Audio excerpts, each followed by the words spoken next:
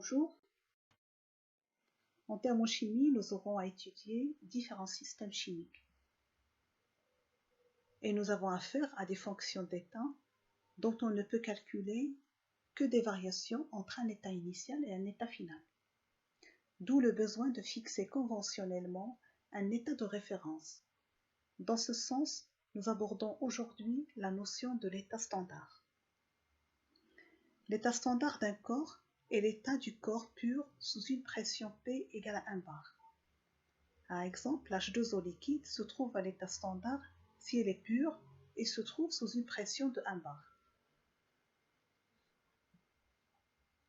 S'il s'agit d'un gaz, l'état standard correspond à celui de gaz parfait.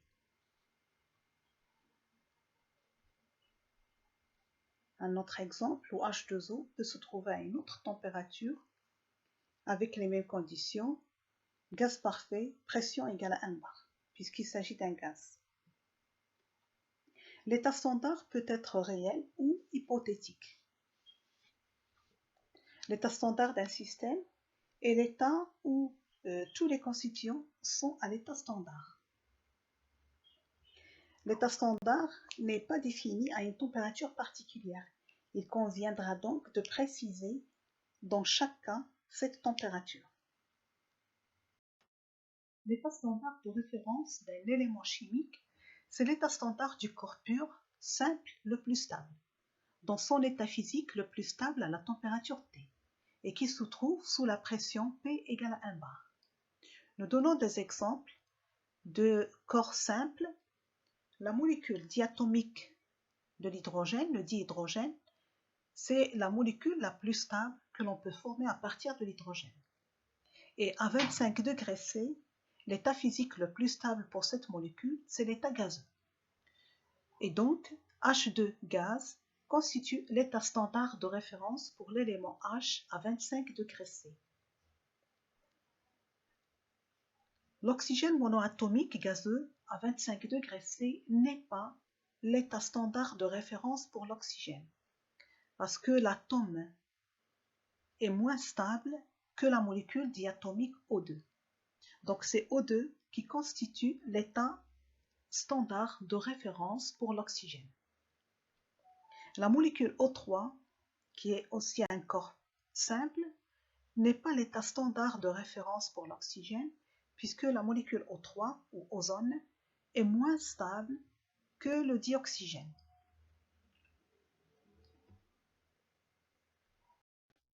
En résumé, l'état standard pour un corps pur, s'il s'agit d'un gaz, c'est l'état de gaz parfait, sous une pression P égale à 1 bar, avec une température quelconque. S'il s'agit de phase condensée, c'est-à-dire phase liquide ou phase solide, l'état standard est l'état de corps pur sous la pression P égale à 1 bar à une température quelconque. L'état standard de référence pour un élément chimique, c'est l'état de corps pur à l'état simple, l'état le plus stable, état physique le plus stable à la température T et P égale à 1 bar.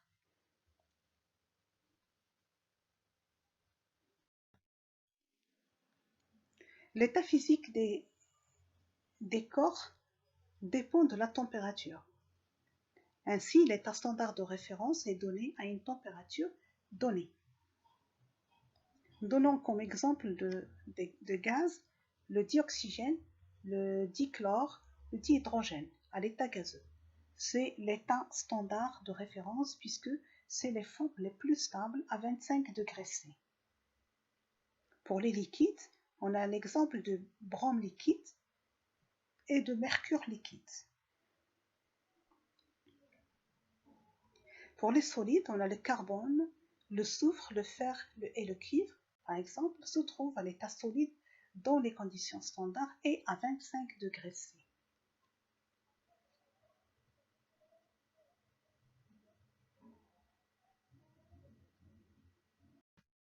Les solides présentent le plus souvent des variétés allotropiques, c'est-à-dire des structures différentes à l'état solide. C'est le cas des exemples que nous avons donnés dans la diapositive précédente. Dans le cas du carbone, il y a deux variétés allotropiques, la variété diamant et la variété graphite.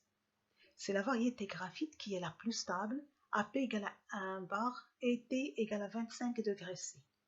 Donc c'est l'état standard de référence pour le carbone. Lorsqu'on réalise une réaction dans les conditions standards, c'est-à-dire les réactifs et les produits se trouvent dans leur état standard à la température T.